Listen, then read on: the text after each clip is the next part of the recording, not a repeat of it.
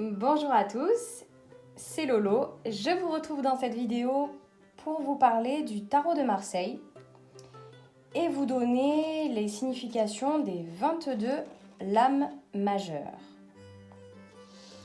Donc on va commencer avec la première lame, le battleur. Donc le battleur, ce sont les nouvelles rencontres, c'est un souffle d'air frais, c'est une envie de légèreté. Voilà, pour le travail, ça va être nouveau travail, nouveau projet, de la volonté, du dynamisme.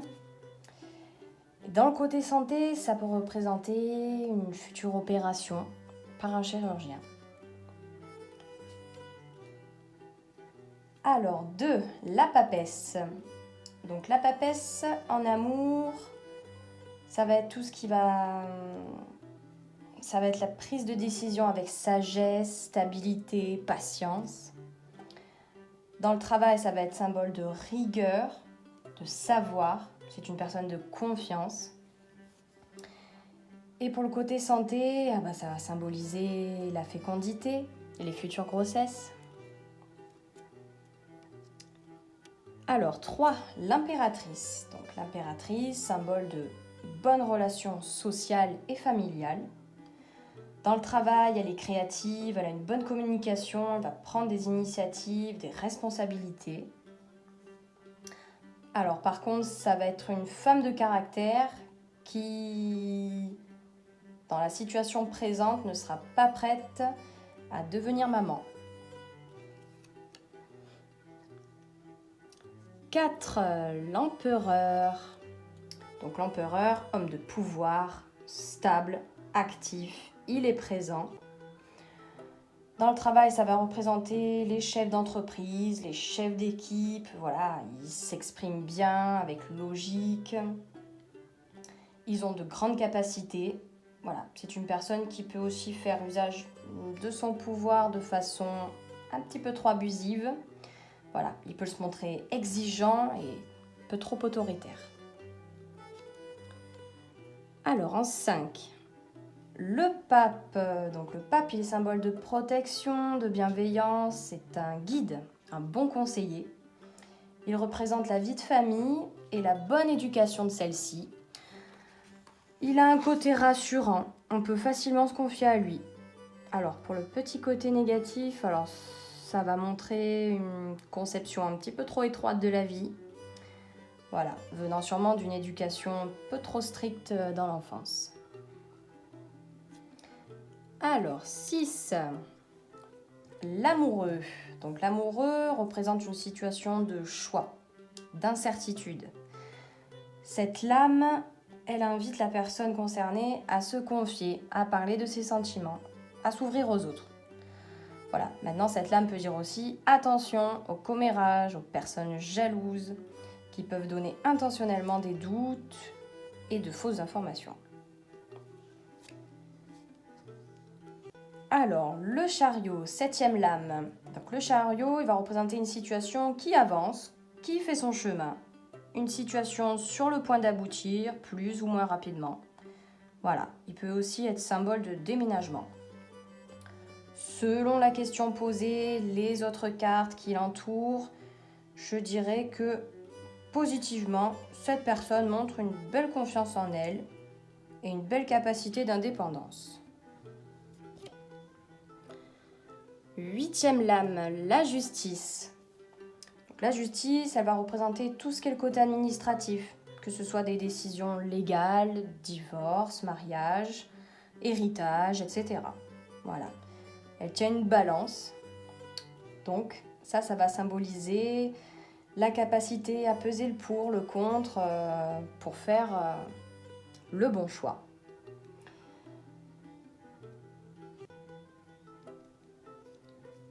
Alors, l'ermite, 9. Donc l'ermite, il est symbole de patience, de maturité, prendre le temps nécessaire pour comprendre et agir prudemment dans une certaine situation. Oups, j'ai fait bouger. Voilà, donc c'est un vieil homme qui tient une lanterne Et on peut la comprendre comme une aide qui arrive, une réponse. Voilà, c'est la petite lumière qui va venir nous aider, nous éclairer. Voilà, il va représenter professionnellement les personnes travaillant dans la recherche, l'enseignement, tout ce qui va être des longues études. Voilà, par contre attention, selon encore une fois la question posée, les autres cartes autour, cette lame représente aussi la solitude, l'isolement, voire le deuil. Alors, 10e lame, la roue de fortune. Alors, la roue de fortune, cette lame, elle symbolise la chance, les opportunités à saisir pour que cette roue puisse tourner en faveur du consultant. Voilà. Cette roue dit de prendre en main sa destinée. Alors, par contre, dans un aspect un peu plus négatif, voilà, elle dirait aussi attention, la situation tourne en rond, les événements prennent le dessus et tu ne prends pas assez les choses en main.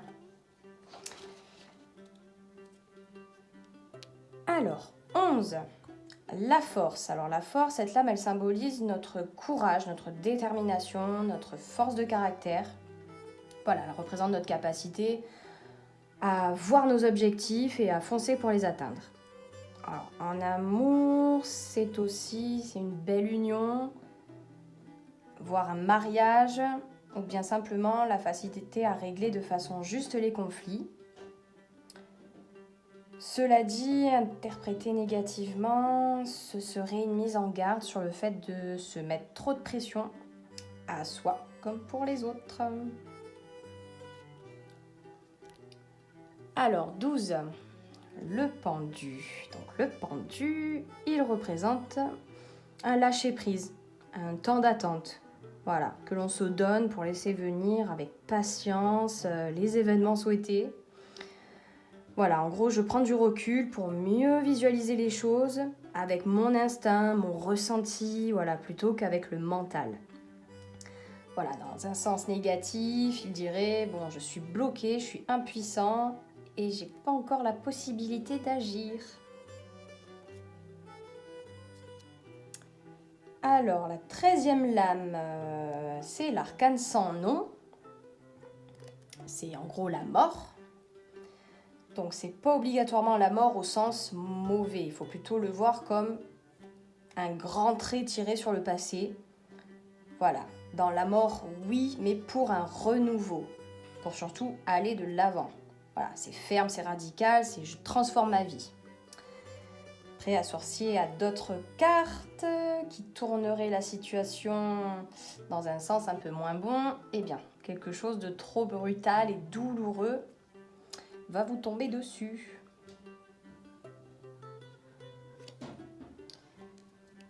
Alors, 14, la tempérance. Donc cette flamme, elle représente la diplomatie, la médiation, savoir peser le pour et le contre, voilà, le fait d'apporter le plus possible une harmonie.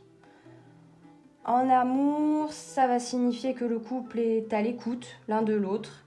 Il y a de bons échanges qui mènent à plus de bonheur, de sérénité. Alors, dans le côté santé, ça là peut nous indiquer une personne à tendance alcoolique qui aurait l'habitude de profiter un petit peu trop des bonnes choses et de ce fait qui peut être mal vu par l'entourage. Alors, 15e lame, le diable. Alors, le côté amour, on va être sur une personne qui s'assume totalement, qui vit pleinement et librement sa sexualité. Quelqu'un qui sort vraiment des conventions. Alors, pour le côté professionnel, il démontre une personne extrêmement débrouillarde qui possède des facilités à manier et à gagner de l'argent. Voilà. Dans un aspect plus sombre, alors cela, ça va montrer le côté manipulateur, calculateur, voire même excessif, pardon. Alors, 16e lame, la maison Dieu. Alors, cette arcane, elle exprime une ouverture d'esprit, un changement de mentalité. Voilà, c'est le fait de vouloir subitement sortir de sa zone de confort. Alors encore une fois, le tirage, selon tirage, bon, ça va être totalement l'inverse. Voilà, ça peut être la peur du changement. Voilà, ça va être une personne qui se déstabilise facilement. Côté santé, ça indiquerait un souci mental ou bien une anomalie au niveau sanguin. Puisque si principalement, on va dire, notre question peut se tourner sur le côté santé d'un proche ou de soi-même. Pour moi, voilà, vous voyez, globule blanc, globule rouge. Disons qu'il y a toujours un petit détail dans chaque carte qui va vraiment être précis et parler sur quelque chose. Alors maintenant, hop, l'étoile. Alors, la 17e carte, l'étoile. Alors, l'arcane de l'étoile, elle montre une femme qui s'assume telle qu'elle est. Voilà, elle va puiser son bonheur dans la spiritualité plutôt que dans la possession matérielle. Professionnellement, elle va désigner une personne qui va aider les autres, qui va donner d'elle-même. Voilà, ça peut être dans le milieu médical, artistique ou bien tout ce qui va être thérapie, d'épanouissement personnel. Alors, côté santé, elle mettra en garde une femme sur une éventuelle fausse couche. Donc on voit bien avec les jarres, elle rejette de l'eau sale. Voilà, et encore une fois, ce peut être un détail sur le côté voilà, santé. Si cette eau était bonne, elle ne la jetterait pas. Alors par contre, côté négatif, encore une fois, je dirais attention, on peut être un petit peu trop rêveur, on est un petit peu trop détaché de la réalité et par la suite, ça pourrait montrer un manque d'implication. Alors, la 18, la lune. Voilà. Donc la lune, les bons côtés de cette lame vont être... j'ai un cocon familial rassurant, un entourage proche, à mon écoute.